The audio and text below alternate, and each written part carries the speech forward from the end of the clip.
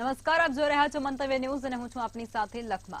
દાહોદમાં શિક્ષણ જગતને શર્મસાર કરતી એક ઘટના બની, જેમાં હસતી રમતી શાળાએ જતી માત્ર 6 વર્ષની વિદ્યાર્થીનીનો શાળામાંથી મૃતદેહ મળ્યો અને એ બાળકીની ક્રૂર હત્યા તેમના આચાર્ય દ્વારા જ કરવામાં આવી હતી। બાળકીને ગાડીમાં બેસાડી અને તેની દાનત બગડતા બાળકીએ બૂમાબૂમ કરી, જેથી આચાર્યએ તેની નિર્મમ હત્યા કરી નાખી અને શાળાની પાછળ ફેંકી દીધી। પણ કહે છે ને કે પાપ ગમે તેટલા સાચવીને કરો, પણ તેનો સમય થતાની સાથે તે ઉભરાય તો ખરો જ। અને તેમાં આચાર્યની કરતૂત પણ ત્યાંના વિદ્યાર્થીઓએ પકડી પાડી છે। પોલીસે પૂછપરછ કરી, તપાસ ચાલી અને આખરે 3 દિવસે તે આચાર્યએ પોતાનો પાપ સ્વીકારી પણ લીધું। પણ નવો વળાંક આ કેસમાં ત્યારે આવ્યો જ્યારે આરોપી ગોવિંદ નટનું ભાજપ સાથે કનેક્શન નીકળ્યું। તે વીએચપીના કાર્યક્રમોમાં પણ સતત હાજરી આપતા હતા અને પૂર્વ મંત્રી અર્જુનસિંહ સાથે બેઠકો પણ કરતા હતા। હવે આ મેટર રાજકીય બનતી જાય છે અને કોંગ્રેસ પ્રહારો કરે છે, ફાંસી આપવાની માંગ કરે છે। ભાજપ પણ ક્યાં પાછળ રહેવાનું હતું અને તેમના પ્રવક્તાઓએ પણ એવું કહ્યું છે અને કરારા જવાબો પણ આપ્યા છે કે કાયદા બધા માટે સમાન હશે। પણ આ બધા વચ્ચે આપણી કમનસીબી એ છે કે તમામ ઘટનાઓ રાજકારણમાં એટલી હદે સંકળાઈ જાય છે કે એની કોઈ સીમા નથી રહેતી। આ સાથે જ વધતા સોશિયલ મીડિયાના ઉપયોગથી સુપ્રીમ કોર્ટે પોર્નોગ્રાફી શબ્દ પર મોટો ચુકાદો આપ્યું છે અને કહ્યું છે કે ચાઇલ્ડ પોર્નોગ્રાફી શબ્દનો ઉપયોગ કોર્ટ ન કરે અને સરકાર પણ તેમાં નવા ફેરફારો કરે। સમાજમાં વધતા દૂષણ પર કરીશું આજનો સીધો સંવાદ।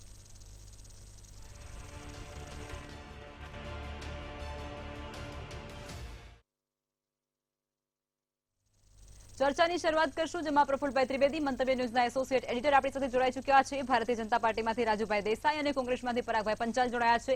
પહેલા તો તમામ મહાનુભાવોનું મંતવ્ય ન્યૂઝમાં સ્વાગત છે। પ્રફુલભાઈ, શરૂઆત તમારાથી જ કરીશું કે દાહોદની અંદર જે આ જઘન્ય કૃત્ય આપણે કહી શકીએ તે સામે આવ્યું છે। એક 6 વર્ષની માસૂમ બાળકીને પીખી નાખવાનો પ્રયાસ અને પછી તેની કરુણ અને નિર્મમ હત્યા કરવામાં આવી છે અને હવે જે આરોપી છે તે ભારતીય જનતા પાર્ટી સાથે સંકળાયેલો હોય તેવા હવે અહીંયા અંદેશા આવી રહ્યા છે અને આ બધા પર હવે આજે આખો મામલો બન્યો હતો ને, કરુણ ઘટના હતી, પણ હવે એ રાજકીય ઘટનામાં ફેરવાઈ રહી છે। શું કહેશો આપ?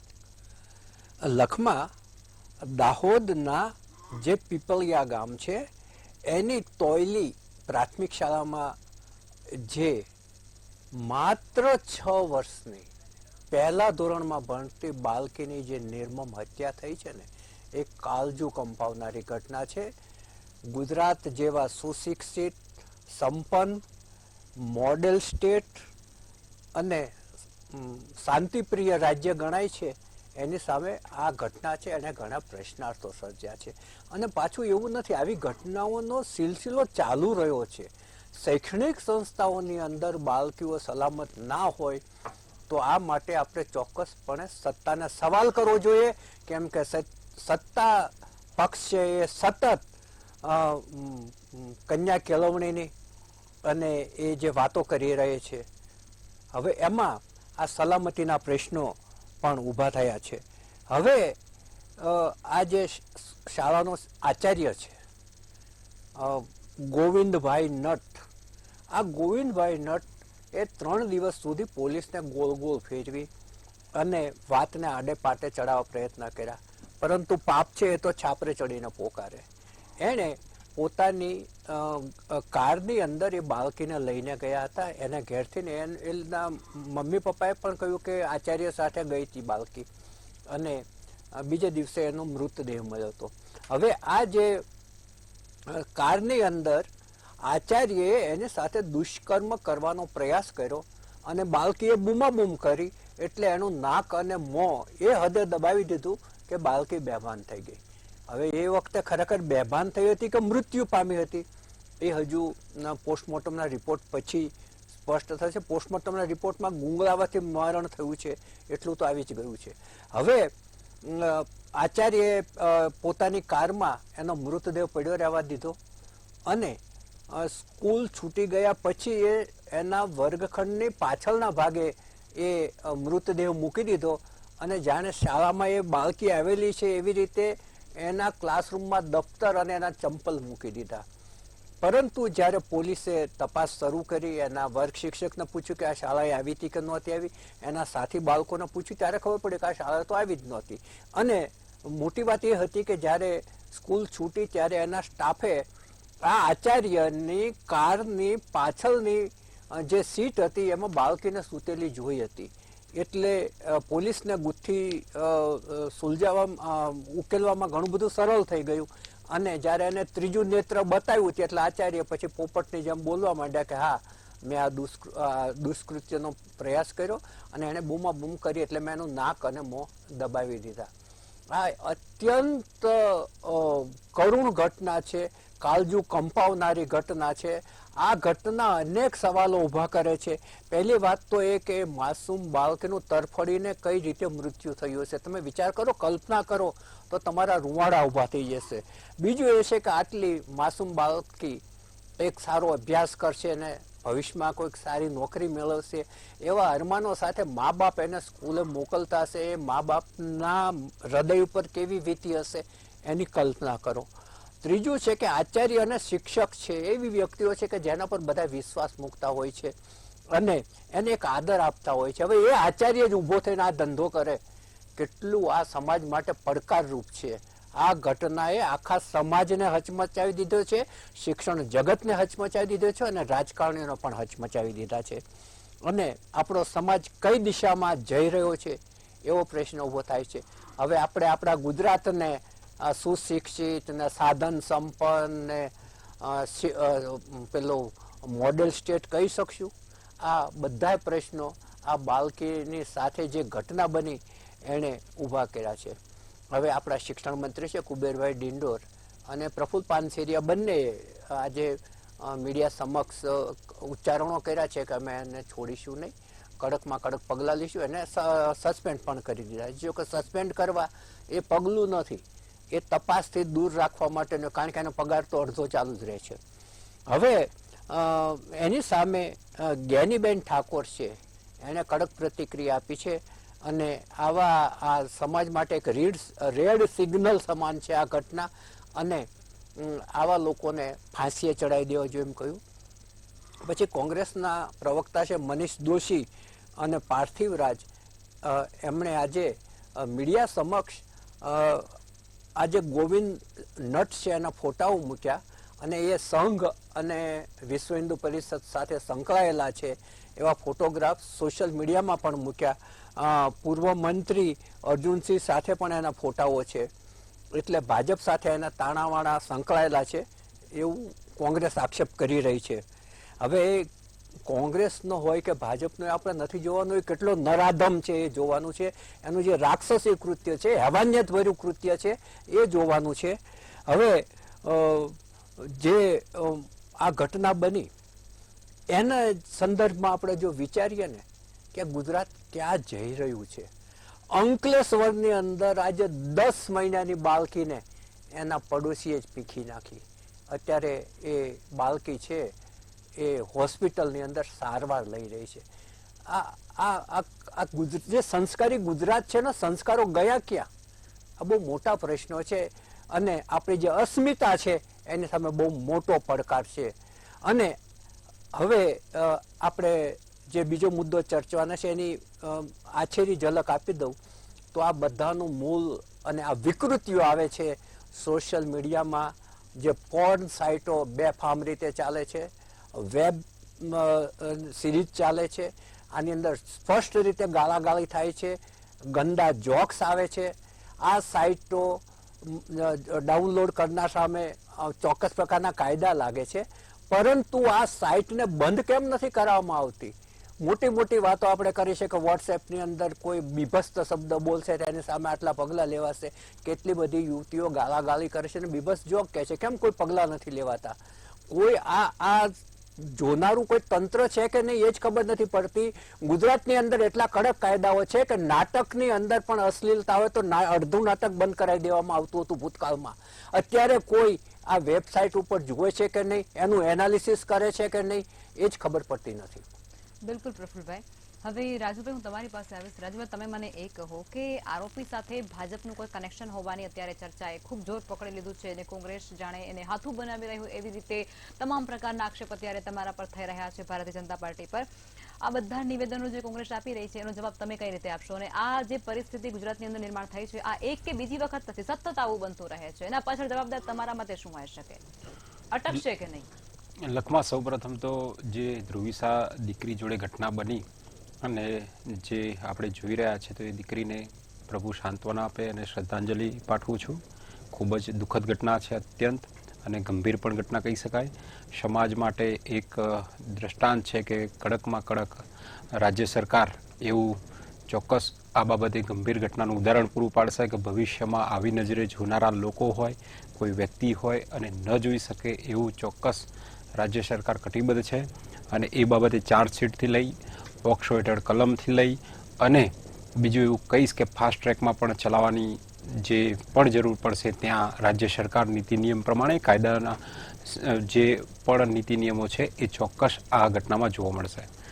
લખમાં તમે એવું કહી રહ્યા છો કે આની અંદર ક્યાંક ને ક્યાંક ભારતીય જનતા પાર્ટીના સાથે સંકળાયેલા હોય, તો હું ચોક્કસ કહીશ કે આ રાજકારણનો વિષય નથી. આજે આપણે ડિબેટ કરી રહ્યા છે, ખૂબ જ ગંભીર ઘટના છે દરેક લોકો માટે. પક્ષાપક્ષીને સાઈડમાં મૂકી હું એ જ વાત ઉપર લઈ જાઉં છું આપણે. એ વસ્તુને આપણે કેમ રાજકારણ સાથે જોડી શકીએ છીએ જે વારંવાર બની રહી છે? હું એવું ચોક્કસ કહીશ કે જે રીતે કોંગ્રેસના પ્રવક્તાએ પ્રેસ કરી હતી અને આ જે મુદ્દો છે એને રાજકીય બનાવ્યો, ખરેખર એ દુઃખદ છે અને રાજકીય ન બનાવવો જોઈએ. ભગવાન એમને પ્રવક્તા બંનેઓને સદબુદ્ધિ આપવી જોઈએ. પણ મારો કહેવાનો મતલબ એવો છે કે જો કદાચ બંને પ્રવક્તામાં થોડું પણ હોત તો આજે આ વિષય પર પ્રેસ કોન્ફરન્સ ન કરત. કારણ કે ભારતીય જનતા પાર્ટીને કોઈ પણ પક્ષ સાથે, સરકારી કર્મચારી ક્યારેય પણ કોઈ પણ પક્ષ સાથે, રાજકીય પક્ષ સાથે જોડાતો નથી. આખા એના નીતિ નિયમો, નોકરીના જે પણ કાયદા હોય એની અંદર સ્પષ્ટપણે લખેલું હોય છે કોઈ પણ સરકારી કર્મચારી ક્યારેય કોઈ પણ પક્ષ સાથે જોડાયેલો નથી. રાજનીતિ હું ચોક્કસ કહું છું, રાજનીતિ વાળા પક્ષો પાસે ક્યારેય પણ જોડાઈ નથી શકતો.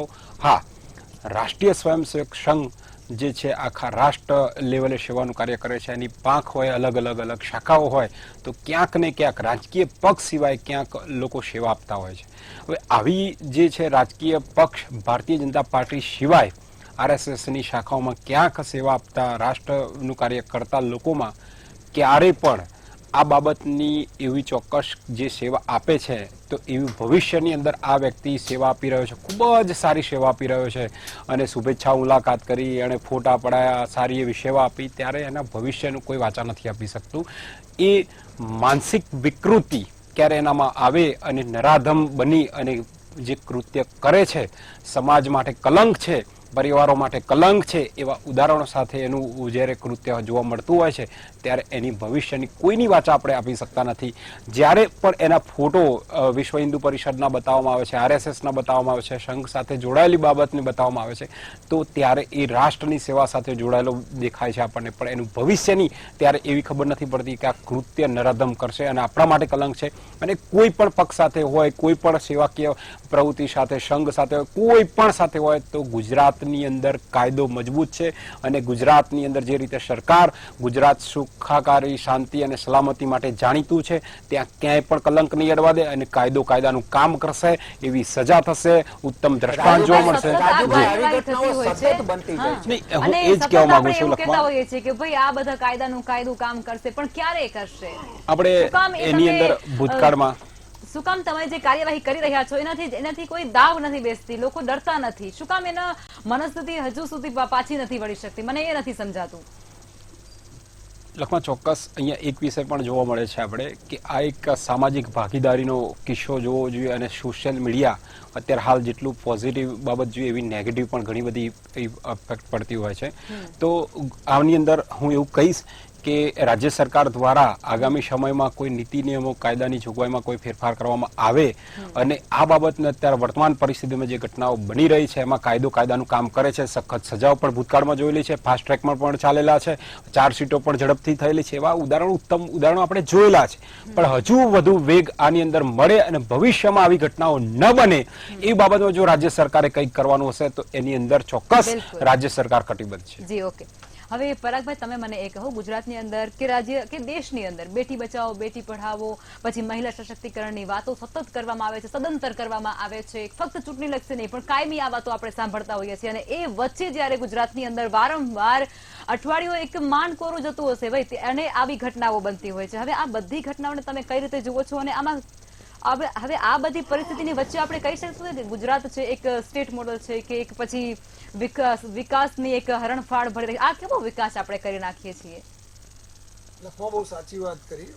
આજે ખૂબ જ દુઃખદ ઘટના કહેવાય, કાળજું કંપાવી દે એવી ઘટના કહેવાય. આવા શબ્દો આપણે વારંવાર સાંભળીએ છીએ, કારણ કે આવી ઘટનાઓ ગુજરાતની અંદર વારંવાર બનતી હોય છે. અને અમારા બે પ્રવક્તા, અમારા મુખ્ય પ્રવક્તા શ્રી મનીષભાઈ દોશી અને પાર્થિવસિંહ પ્રવક્તાએ આજે જે વાત કરી છે ખૂબ જ સચોટ વાત કરી છે. ભારતીય જનતા પાર્ટીના અમારા સાથી પ્રવક્તા મિત્ર જે રીતે વાત કરી એ લાજવું જોઈએ એની જગ્યાએ એ દોષનો ટોપલોને ગાજી રહ્યા છે. જ્યાં મને ઘટનામાં એવું યાદ આવે છે કે જ્યારે બંગાળની અંદર જ્યારે ડોક્ટર ઉપર રેપ થયો અને રેપની ઘટના બની ત્યારે આ જ ભારતીય જનતા પાર્ટી ત્યાંની સરકારને ભાંડતી હતી. ત્યાંની સરકાર ખરાબ છે, ત્યાંની સરકાર સપોર્ટ નથી કરતી અને રાજીનામું આપી દેવું જોઈએ. એમણે એડી ચોટીનું બળ લગાવ્યું, આખા દેશની મીડિયાને એ માટે એક મસાલો પૂરો પાડ્યો. તો આજે ગુજરાતની અંદર જ્યારે આવી ઘટના બનતી હોય અને આવી ઘટના તો વારંવાર બનતી રહે છે. લખમાં તમે ભારતીય જનતા પાર્ટીનો છેલ્લા કેટલાય વર્ષથી ઇતિહાસ જુઓ તો ભારતીય જનતા પાર્ટીના જ્યાં બી આવી ઘટનાઓ બની છે, ચાહે મોટી યુવતીઓના રેપની ઘટના બની હોય કે નાની બાળકીઓના રેપની ઘટના બની હોય અને મર્ડરની ઘટના બની હોય, તો તમે આજે બી ગૂગલમાં સર્ચ કરો કે ભાઈ BJP volunteers involve in the rape in the Gujarat state, તો તમને આખી કેટલીય ઘટનાઓ તમને જાણવા મળશે. આવી 24 થી 25 ઘટનાઓ છે કે જે ફેમસ થઈ ચૂકેલા કેસો છે કે જેની અંદર એન કે પ્રકારે એની અંદર જે ઇન્વોલ્વમેન્ટ હોય, જે દોષિત હોય, જે એક્યુઝ હોય છે, એના તાળાવાળા ક્યાંક ભારતીય જનતા પાર્ટી અથવા એની ભગીની સંસ્થા હોય, એ RSS હોય કે બીજી કોઈ પણ સંસ્થાઓ જોડે સીધી રીતે જોડાયેલા હોય છે. અને લોકો સોશિયલ મીડિયા ઉપર આ જ નરાધમો, આ જ ગુનેગારના ફોટાઓ જ્યારે ભારતીય જનતા પાર્ટીના એમના નેતાઓ જોડે મૂકે છે ત્યારે લોકોને ખબર પડે છે. એટલે એક વસ્તુ તો નક્કી થઈ ગઈ છે કે બેટી પઢાઓ બેટી બચાવોનું જેણે આ સૂત્ર આપ્યું છે, આજે વખત એવો આવી ગયો છે ગુજરાતે અને દેશે કે બેટીને બચાવવાની જરૂર આ લોકોથી છે. આ જ લોકોથી આજે તમારી બેટીને બચાવવાની જરૂર છે. આ જ લોકો પછી લવ જેહાદ છે ને આ જેહાદ છે ને પેલી જેહાદ છે બૂમો પાડે છે. તો આ કયો જેહાદ છે ભાઈ? તમે આ લોકોને બળ ક્યાંથી મળે છે? આજે જે આચાર્ય આ દુષ્કૃત્ય આચર્યું એના ભૂતકાળની અંદર ક્યાંક તાણાવાળા રાષ્ટ્રીય સ્વયંસેવક સંઘ જોડે છે. એનો મતલબ એ છે કે એને એક પ્રકારની શય મળતી હોય છે આ લોકોને કે હું જે સર્કલમાં છું, મારી ઉપર જેનો હાથ છે એ ભારતીય જનતા પાર્ટી છે અથવા એની ભગીની સંસ્થાઓ છે અને મારો કોઈ વાળ બી વાંકો નથી. ત્યારે આ લોકોની આ પ્રકારની એમને દરેક લખમાં કેવું છે કે ઈશ્વરે દરેકના મગજની અંદર નેગેટિવ ને પોઝિટિવ આ પ્રકારની એક વિચારધારા મૂકી હોય છે. પરંતુ એ પોતાના કર્મો દ્વારા કઈ વસ્તુ હાવી થઈ જાય છે એ એના કર્મો અને એના જો સંગ હોય છે ને એની ઉપર આધાર હોય છે. જ્યારે તમારી વિકૃતિ જ્યારે પોષાતી એવા તમારી આજુબાજુનું તમારું એ હોય, સાથ સંગાત હોય અને તમે એવા વાતાવરણની અંદર થતા હોય ત્યારે આ પ્રકારની વિકૃતિ તમારી ઉપર છવાઈ જતી હોય છે. વાત રહી ચાઇલ્ડ પોર્નોગ્રાફી જે આપણે એના પર હું તમારી પાસે ફરી એક વખત આવીશ, એ વિષય પર આપણે વાત કરવાના છીએ. પણ રાજુભાઈ, અત્યારે જે સતત કાર્યવાહી વચ્ચે સલામતી માટેનો એક શું કહેવાય કે સવાલ છે ને એ ઉભો થઈ ચૂક્યો છે. ખેર આપણે એના પર પણ અત્યારે મને તમે એ કહો કે આવી ઘટનાઓ વધી રહી છે, એના પાછળ તમે કોને જવાબદાર માનો છો? તમે તો કહો છો કે ભાઈ કાયદાનું કામ કરશે અને સતત કાર્યવાહી થઈ રહી છે, પણ સલામતીનો જે સવાલ છે એ તો રોજનો છે ને ભાઈ. જી, એમાં એક વસ્તુ 100% કહી શકાય કે સામાજિક ભાગીદારી આની અંદર જોવા મળશે અને દરેક લોકો અને સામાજિક સંસ્થાઓ અને જાગૃતિના જે અભિયાનો ચાલે છે, જાગૃતિ આપણે કરીએ છીએ, રાજ્ય સરકાર પણ ખૂબ જ મોટા પાયે કરતા હોય છે. તો આપણે ઘર અને પરિવાર સમાજ સાથે આખું સૂત્રને જોડી અને દરેક લોકો જો જાગૃતિ સામાજિક ભાગીદારીથી જોડાય અને જાતે અભિયાનો છે, રાજ્ય સરકાર પણ ખૂબ જ મોટા સામાજિક ભાગીદારીના જે કાર્યો કરવાના હોય છે એની પણ જાહેરાતો થતી હોય છે. તો એવી બધી બાબતમાં અત્યારે હાલ ખાસ સોશિયલ મીડિયા એક ખૂબ જ વસ્તુ મહત્વની છે. અને હમણાં આપણે ફોનની વાત કરી તેવી જે ફિલ્મો હોય કે જેવા એની અંદર પણ ક્યાંય પણ કાયદાની જરૂર પડશે તો રાજ્ય સરકાર અને કેન્દ્ર સરકાર મક્કમ છે. આવી જે ઘટનાઓ બને છે એમાં ક્યાંય પણ રાજકારણ લાવવું ન જોઈએ, રાજનીતિ નથી કરવાનો વિષય. ફક્ત ને ફક્ત આવી ઘટના ન બને એવી સામૂહિક જવાબદારી સાથે આપણે બધા સાથે ચાલવાનું છે. અને દુઃખદ ઘટના છે એટલા માટે હું ચોક્કસ કહીશ આપના ચેનલના માધ્યમથી, પ્રતિષ્ઠિત ચેનલના માધ્યમથી, કે લોકોએ અવેરનેસની અંદર અને ખૂબ જ મોટી ભાગીદારીથી જોડાવવું પડશે. સરકારને કઈ રીતે જાગૃત થવાની જરૂર છે, મારે એ પૂછવું છે. સરકાર કાયદાની દ્રષ્ટિએ જ્યાં પણ મેં આગળના મારા ટર્મ્સમાં કહ્યું કે જ્યાં પણ સરકારને એવું લાગશે કે કાયદો મજબૂત કરવાની, કલમોમાં ઘણો બધો ફેરફાર કરવાની, ગુનેગારને જેલના સળિયા પાછળ ધકેલવા માટે કેટલી સજાઓ એમાં ફેરફાર કરવાની, ક્યાંય વિધેયકની જરૂર પડશે, ચોક્કસ રાજ્ય સરકાર કટિબદ્ધ છે એ બાબતે. આવી દુઃખદ ઘટનાઓ ક્યારે પણ આ રાજ્યની અંદર ચલાવી નહીં લેવાય. ગુજરાત એ શાંતિ, સલામતી અને સુખાકારી ધરાવતું રાજ્ય છે. ગુજરાતની અંદર જ્યારે પણ બીજા રાજ્યમાંથી કોઈ ધંધા વેપાર વ્યવસાય માટે આવે છે ત્યારે આ વિષય ટર્મિનોલોજીમાં મોડેલ સ્ટેટ છે. જી, તો આ મોડેલ સ્ટેટના લક્ષણો છે. ના, આવી ઘટનાઓ હું કહું છું ચોક્કસ પ્રફુલભાઈ કે 100 માંથી એકાદ પોઈન્ટમાં બનતી હોય છે અને એ દુઃખદ ગુજરાતને કલંકિત બનાવતી હોય છે. ત્યારે કાયદામાં જ્યાં પણ સુધારાની જરૂર પડશે, કાયદાનું કામ કરશે. કોઈ પણ પક્ષ હોય, કોઈ પણ સેવાશ્રય સવાલ છે.